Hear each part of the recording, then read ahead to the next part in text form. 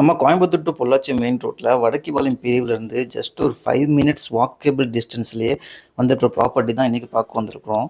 மொத்தமாக 10 cent land ஏரியாங்க. மேற்கு பார்த்த சைட்டில் வடக்கு வாசல் வச்சு வீடு கட்டியிருக்காங்க. ஆல்மோஸ்ட் ஒரு 12 இயர்ஸ் ஓல்டு பில்டிங். பட் வீடு பார்த்தீங்கன்னா அப்படி தெரியாது, சூப்பர்பான கண்டிஷனில் இருக்குங்க.